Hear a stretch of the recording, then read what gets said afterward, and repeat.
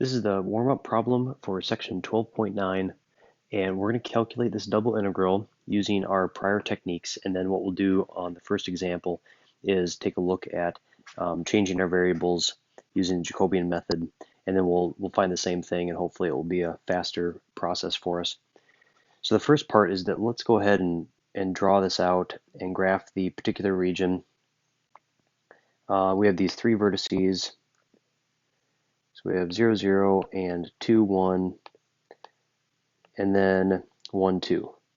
So we have a triangular region. Now the problem with this region is that we really can't set this up as one type 1 double integral or one type 2 double integral. We have to set this up as two separate double integrals just because there isn't a consistent lower function and higher function, and there's not a consistent left function or right function. So for instance, if we look at like a lower function, if this region has a lower function, the lower function is this line right here, but then the upper function is in two sections, and so therefore no matter how we break it up, we have to break it up into two different double integrals.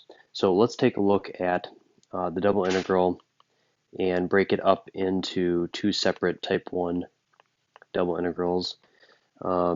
So let's see. Let's first find the equations of each of these lines. So this one is going to be y equals 1/2 x, and this one is, let's see, that'd be -1 for slope and a y-intercept of 3. So y equals 3 minus x, and then this one will be y equals 2x. Okay, so for the double integral, we would have to stop it at 1 because again, we could use this lower function and upper function, but we'll stop it right here at 1. And our first double integral will be from 0 to 1 for x. And then for y, our lower function is 1/2 x, and then our upper function is 2x. And then we have the same, we have x minus 3y, and then this is going to be dy dx.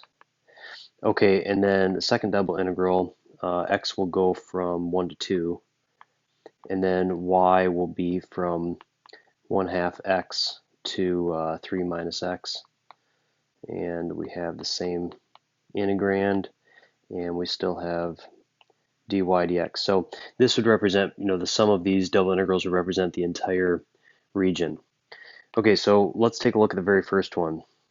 We have the integral from 0 to 1, and the integral from 1/2 x to 2x of x minus 3y dy dx. Okay, I'm going to pause. You guys can work through the first one, and then I'll put it up on the screen. Okay, so here's the first antiderivative, this set, and we get -33/8 x squared, and it's the integral from 0 to 1. This is for x. So we have our antiderivative, which is -11/8 x to the third, and then we'll evaluate from 0 to 1, and this gives us -11/8. So that, again, that basically covers this particular area of this region, just this set right here, from x is 0 to x is 1. Okay, so now what we have to do is take a look at the second portion of this.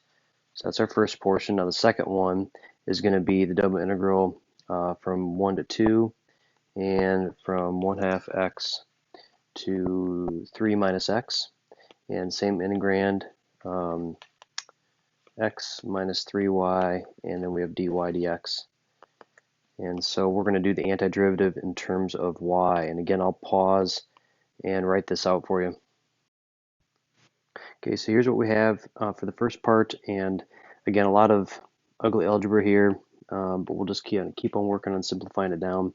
So we have 3x minus x squared, let's see, minus 27/2 plus 9x minus, let's see, 3/2 x squared, minus 1/2 x squared plus 3/8 x squared, and then dx. And I suppose we could simplify it one more time here.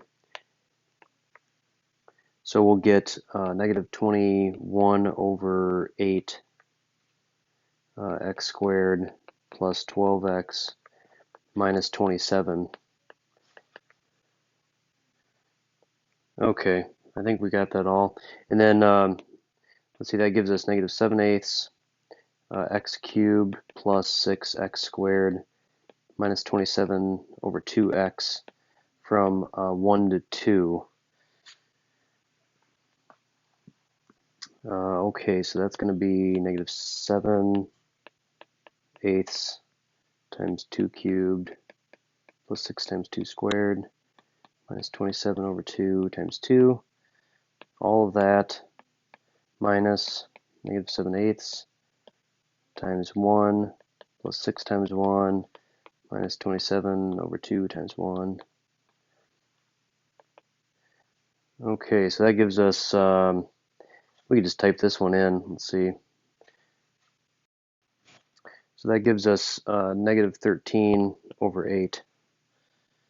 Okay, so in total here, that's the other portion of the area there. So what we have is negative 11/8 for this first portion of the area right here, and then we have negative 13/8 is the other one. So we're just going to combine those together, and if we combine those together, we get negative 11/8 plus negative 13/8, and that gives us negative 24 over 8, which is negative 3. So that's the value of that double integral that we were asked to calculate. So in the next video, what we'll do is we'll take a look at how maybe a Jacobian change of variables could help us reduce the amount of work on a problem like that.